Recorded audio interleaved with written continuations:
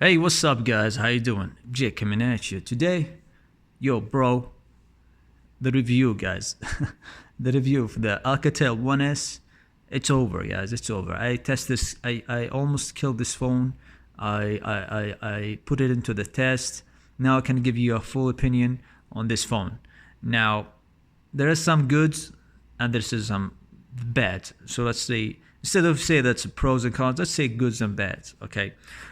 The good thing, number one, weight is very light. I like it. It's too light, me. So you can just flip it around, no problems. And number two, it's the grip. It's like this texture is nice. Like this texture, I don't know what this is. This is plastic, I think. Yeah, it's plastic. So you grip it, no problem at all. It doesn't fall. So if you have like a little bit of sweaty fingers, maybe just a little bit, it's gonna hold up. It's gonna hold up, no problems, guys. No problems at all. So that's a good thing. Number two, that I like, that it has a headphone jack, and this is really good, and it's plus for it. Number three that I like, which is I think the most important thing here, is the screen. We have a great LCD screen, guys. For the price giving, I was expecting bad screen, but this is a really good one, guys. I really like the screen, by the way. It's very nice. The color is really popping. I mean, it's not like an AMOLED screen, but it's almost as good as any LCD screen. Like the best, it looks like it's the best LCD screen in the market.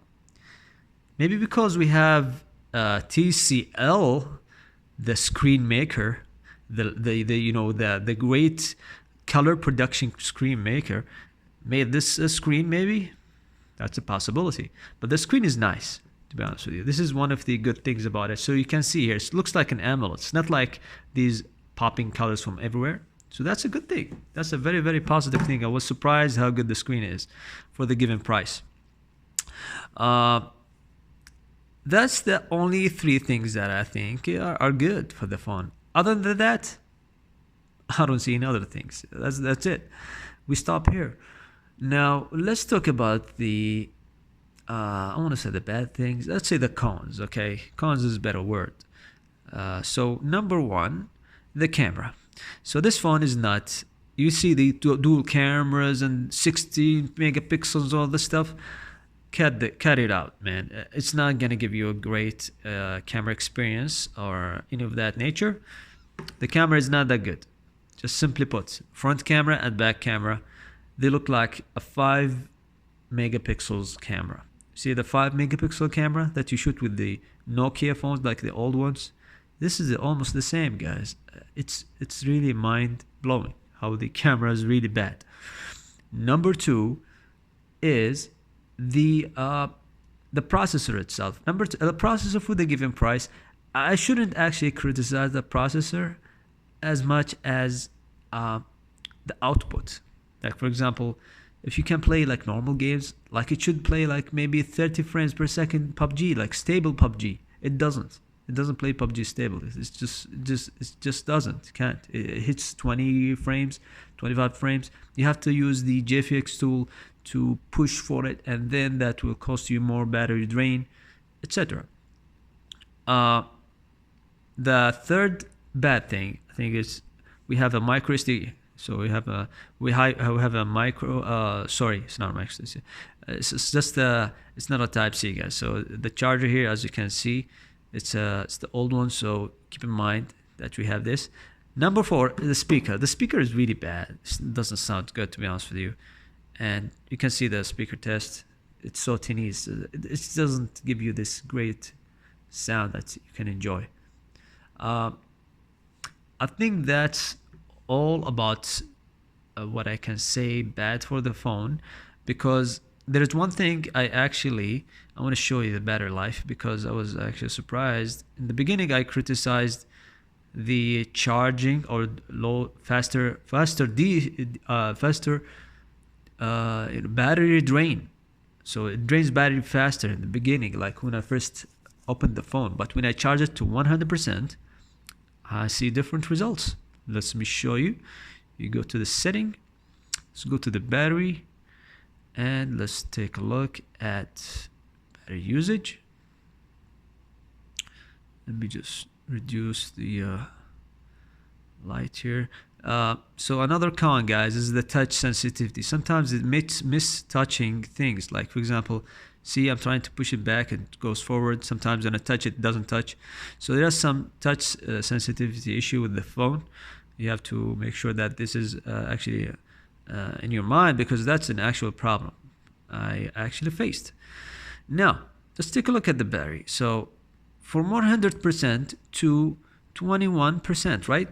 Let's see what I did so far. So I used YouTube for 2 hours and 45 minutes.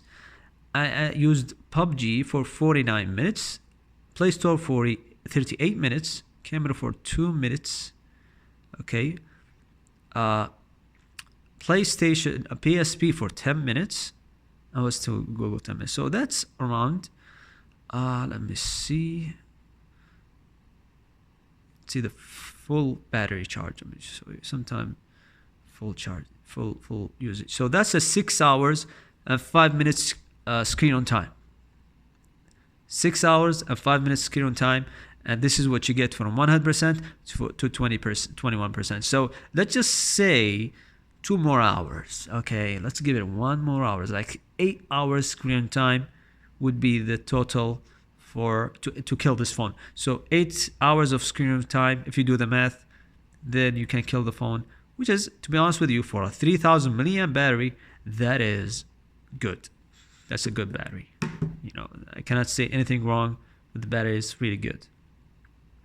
Why would you buy this phone? It depends on your purpose. Okay, if you're a person who just like to browse websites, watch YouTube, and so forth, it's okay for you, as long as you're using headphones. So you have a good headphones or earphones.